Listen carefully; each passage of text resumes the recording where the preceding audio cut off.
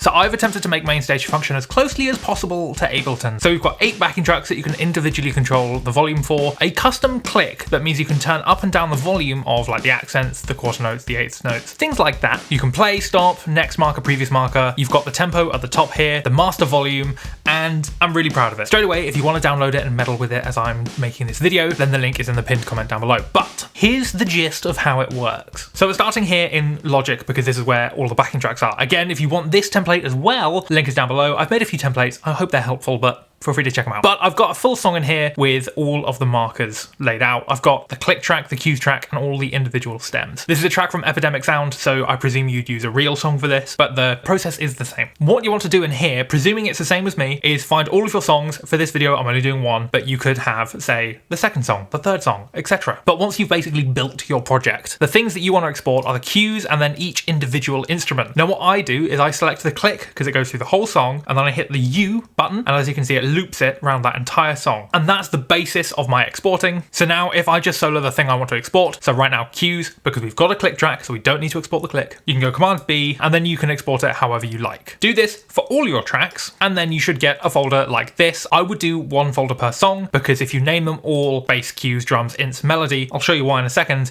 it starts to get really cool. So hopping into Mainstage, this is mostly powered off of MIDI and the playback control, and all of this, if you have a MIDI controller, can be controlled, including the custom click. So on the right hand side here, it's got the mixer. Now if you're familiar with Mainstage, then you'll see that it's pretty much Logic but with more buttons. Before we hit import, what I've done is I built this on the main overall patch. So on the left on our patch list, we've got the drum electric backing track template, as you can see if you download it. Hit the little add button, untitled patch, and then we can rename that to song 1. Obviously this will be whatever song it is. But now we're going to be working within this patch. So within here, as you can see, everything's copied, everything exactly the same. If you want to change anything about this template, and please do, make it yours, do so in the top patch because that'll change everything on every patch. Obviously, if you want to make a difference in an individual patch, do that there. But this is why I've done it so you can just copy paste and the whole process is so much quicker. But in here, on the right hand side, we've got a few things. We've got the first metronome track, and that's for the entirety of Mainstage. We can kind of ignore that. The second thing is the clicks. And this is exciting because I've kind of jankily made this from the Ultra Beat instrument where I've got accent, quarter notes, eighth notes, 16th notes. So if you hit play,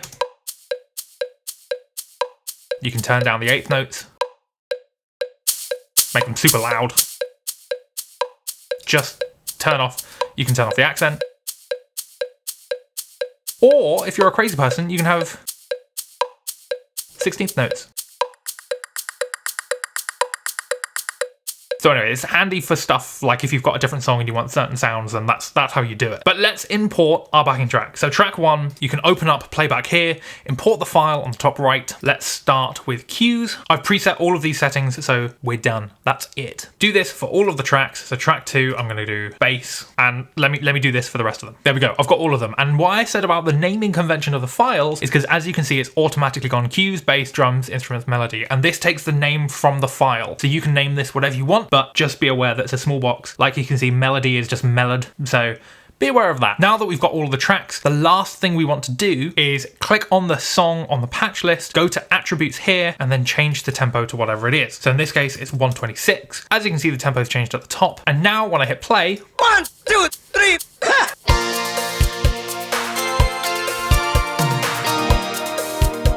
let's say I want to remove drums.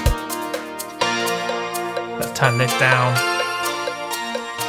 I'll turn on the bass as well, even though the bass is really cool. 4, 2, 3, 4.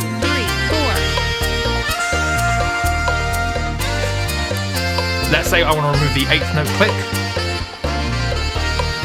Let's say I want to remove the accent. Add 16th notes. It continues. Obviously, the last thing you can do in here is hit the perform button and everything is massive. The way my screen recording is working, as you can see, it cuts off half the screen. So I've had to do it in here. But now you just repeat this for all of the songs and you've got a full set list. Now, a couple of limitations within Mainstage that I'm slowly trying to work out. And if I can get working, I'll resend the new version of the template so I can always update it. And there's a couple of features that I want to add. But when making a song list, what I would recommend is adding all of the songs. So count out however many songs that you have in your set list, add them all first, and then import them. The only reason for for this is, as you can see where I've set up song 1, if I now hit add for song 2, all of the audio is still there, all of the settings are still there. So when you're at the first opening stage where everything is beautifully reset, I would then go add, and then you can change it individually in that song. That's just a heads up from me, that's a Mainstage thing. It just is what it is. Like I said, if you're interested in this template, you can hit the link in the pinned comment. Same with the Logic one. I've got a few templates now for helping with backing tracks and stuff like that I use, so I'll be using this on gigs. And with all of them, as I update them, I'll send out those updates to you as well. So then you're constantly with a newly updated thing. And it's just something I'm proud of. So anyway, let me know your thoughts in the comments. I'll see you in the next video.